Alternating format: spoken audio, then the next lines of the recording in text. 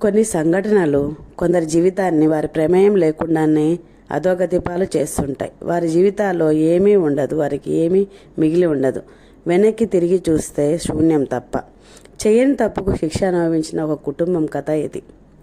వారు ఎటువంటి తప్పు చేయకపోయినా వంశపారంపర్యంగా వచ్చిన ఒక శిక్షను అనుభవించాల్సి వచ్చింది. అది రాయలసీమ ప్రాంతంలోని ఒక మారుమూల గ్రామం. నేను చిన్నగా ఉన్నప్పుడు మా అక్కగారైన సరోజ గారి కుటుంబంని నేను నా కళ్ళతో చెవులతో చూసి విన్న కథ. ఇది యథార్థ సంఘటన. సాకమ్మ అనే ఒక ముసలావిడ తన కొడుకు కృష్ణారెడ్డి సరోజలతో కలిసి జీవించేవాడు. వారికి 3 సంతానం, 2 కూతుర్లు, 1 కొడుకు. వీరిది సాధారణ వ్యవసాయ కుటుంబం. సరోజ గారు మా పెదనాన్న కూతురు. నేను మా దగ్గర బంధువుల పెళ్ళికి ఆ ఊరికి వెళ్ళాను మా అమ్మ నాన్నలతో కలిసి. అప్పుడు నా వయసు 7 సంవత్సరాలు. ఇప్పటికి కూడా అది నా చెవులతో ఇప్పుడు విన్నట్లుగానే అనిపించే ఆ కుటుంబ కథ. మేము అక్కడ కొన్ని రోజులు ఉండవలసి వచ్చింది. మాకు అప్పుడు బస్సు సౌకర్యం సరిగా లేనందువలన మేము ఎద్దుల బండిలో వెళ్ళాము. 2-3 బండ్లు తీసుకొని వెళ్ళాము. ఆ ఊరిలో చుట్టుపక్కల కూడా మా బంధువులు ఉండడం వలన కలిసి మెలిసి ఆ పెళ్ళిని చేశారు మా పెద్దవాళ్ళు. అప్పుడు ఇప్పట్లో లాగా కాదు కాబట్టి అందరూ కలిసే పెళ్ళిళ్ళు చేసేవాళ్ళు. రాత్రి పొద్దుపోయేదాకా అన్ని పనులు చేసేవాళ్ళు. పిల్లలమంతా ఆనందంగా హ్యాపీగా ఆడుకునేవాళ్ళం. ఇలా గడిచిపోతూ ఉండేది. చుట్టుపక్కల బంధువులతో కలిసి ఉండేవాళ్ళం.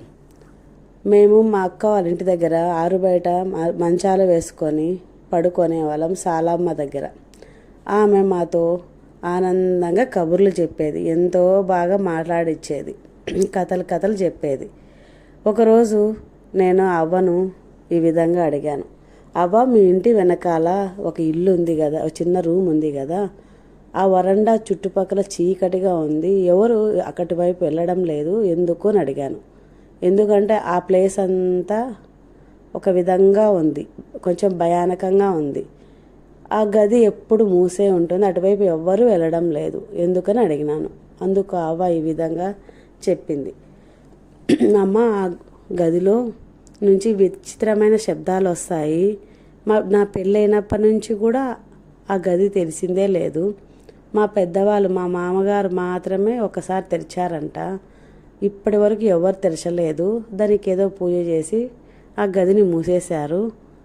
రాత్రిళ్ళు వైకుజామున అర్ధరాత్రి పూట ఆ గది నుండి గల్లు గల్లుమని గజ్జల శబ్దము, నీటి బుడగల శబ్దము వస్తుందంట. అందుకని ఎవరు అటువైపు వెళ్ళరు. నేను విన్నాను, మా ఇంట్లో అందరూ వింటారు. అందుకే రాత్రి వైపు ఆ గది వైపు వెళ్ళము, వెనక సైడు ముందు పక్క మాత్రమే ఉంటాము. అది ఎవరు తిరగరు కాబట్టి అది కొంచెం చీకటిగా అనిపిస్తూ ఉంటుంది అని చెప్పింది. ఆమె ఎప్పుడే కానీ అటువైపు వెళ్ళరంట అంటే నాకు ఆశ్చర్యం వేసింది, చూడ్డానికి భయం వేసింది. ఆ ఖాళీ స్థలం అంతా పిచ్చి మొక్కలతో నించిపోయి ఉంది. నాకు కూడా ఒక విధమైన భయం కలిగింది. అక్కడ నిధి ఉంది అని దానికి ఆమె ఒక దేవత శక్తి రూపంలో కాపలా ఉందని ఒక నానుడు ఉంది అటు సైడు. ఆ శక్తి గజ్జల చప్పుడు చేస్తూ అటువైపు ఎవరిని రానివ్వదంట, సౌండ్ వస్తూనే ఉంటుందంట రాత్రిళ్ళు. ఆ నీటి బుడగలు వస్తూ సౌండ్తో గజ్జలు రావడం వలన భయపడి ఎవరు అటువైపు వెళ్ళేవాళ్ళు కాదు. అలానే ఇన్ని సంవత్సరాలు గడిచిపోయిందంట. చాలా పాతకాలం ఇల్లు అది, 90-100 సంవత్సరాలు అయ్యుండొచ్చు ఆ ఇల్లు కట్టి. అలా ఉన్నప్పుడు మీరు ఆ ఇంటిని వదిలేయచ్చు కదా అని అడిగితే ఆ అవ్వ ఈ విధంగా సమాధానం చెప్పింది, మేము ఆ నిధి నుంచి ఏమీ అనుభవించలేమంట, మాకు దొరకదంట నిధి నుంచి ఏది. కాకపోతే ఆ ఇంటిని వదిలేసినా లేదా కూల్చేసినా మాకు అచ్చిరాదంటమ్మా, దాని నుంచి మాకు లాభం లేకపోగా నష్టమే జరుగుతుంది. అందులో బలి తీసుకొని మనుషులు ఒకరినన్నా బలి తీసుకుంటుందంట ఇంటి నుంచి, వంశాన్ని కూల్ చేస్తే సంసారమే సర్వనాశనం అవుతుందంట అని మా పెద్దవాళ్ళు చెప్పేవాడు. మంత్రవాదుల్ని పిలుచుకొచ్చి ఎన్నో పూజలు చేశారు, ఇంకా కాక వదిలేశాము అని చెప్పింది. ఇట్లా ఉండగా కొన్ని రోజులకి ఆ సాగలమ్మ కాలం చేసింది. కొన్ని సంవత్సరాల తర్వాత రాయలసీమ ప్రాంతం మొత్తం కరువు కాటకాల్లో ఎండిపోయింది. ఇలా ఉండగా ఊర్లు ఖాళీ అవుతూ మొత్తం వలస వెళ్ళడం మొదలుపెట్టారు. 7 సంవత్సరాల కరువులో చాలామందే ఊర్లు ఖాళీ చేశారు. అలా ఖాళీగా వలస వెళ్ళిపోయిన కుటుంబంలో ఈ కృష్ణారెడ్డి కుటుంబం కూడా ఉంది. వాళ్లకు ఆ కరువును భరించే శక్తి లేదు. వజ్రాలు దొరికే ఊర్లో గెనుసుగడ్డలు కూడా దొరకలేని పరిస్థితి అయిపోయింది. వాళ్ళకి ఏ పంటలు పండట్లేదు. నీటి ఎద్దడి ఎక్కువైపోయింది. పశువులను అన్నిటినీ అమ్ముకొని వారు కూడా ఆ ఇంటిని వదిలేసి పట్టణ ప్రాంతానికి వెళ్ళిపోయారు. అప్పుడు వాళ్ళకు అనేది అవన్నీ గుర్తుకు కూడా లేదు. అప్పటికే పెద్దమ్మాయికి వివాహం కూడా అయిపోయింది. వాళ్ళు పట్టణానికి వెళ్ళిన కొన్ని రోజులకే వాళ్ళ పెద్ద కల్లుడు పెద్ద కూతుర్ని తీసుకొని వాళ్ళ ఇంటికి వచ్చాడు. అతను ఏమని ఆరోపించాడంటే, మీరు మీ అమ్మాయికి అనారోగ్యంతో ఉందని తెలియకుండా దాచిపెట్టి వివాహం చేశారు.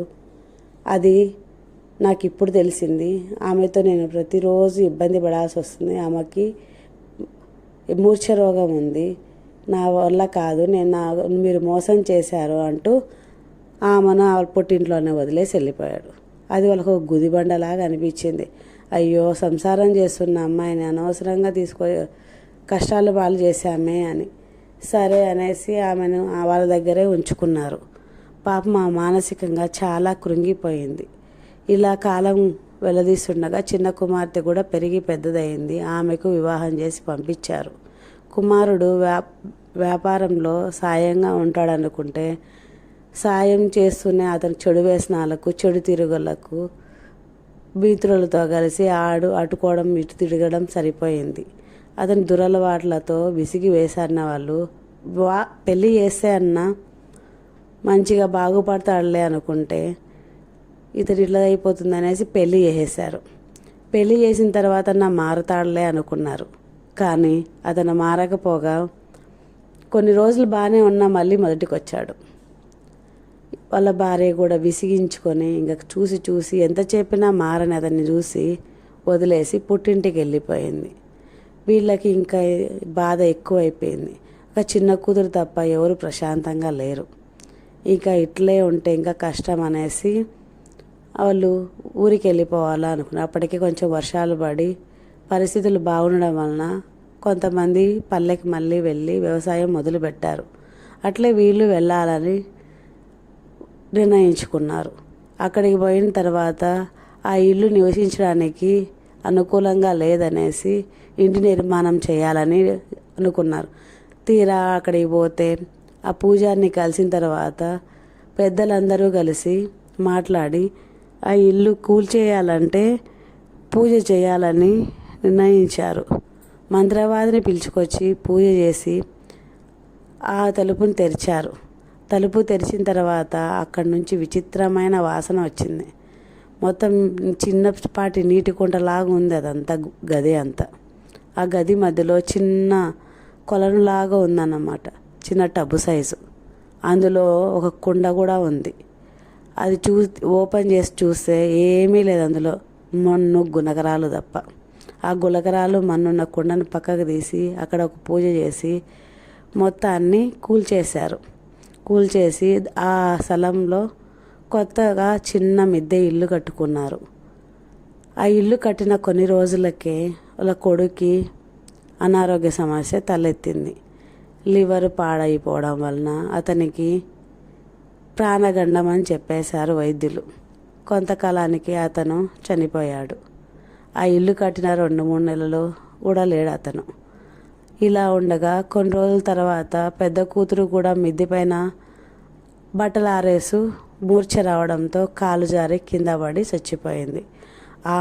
ఆమె ఘటన కూడా చాలా దుర్భరం, అనుకోకుండా జరిగిపోయింది. ఇలా ఒకదాని తర్వాత ఒకటి జరిగేసరికి కృంగిపోయారు.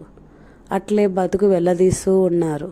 కొంతకాలానికి ఆ ఇంటి యజమాని కృష్ణారెడ్డి కూడా కరోనాతో కాలం చేశారు.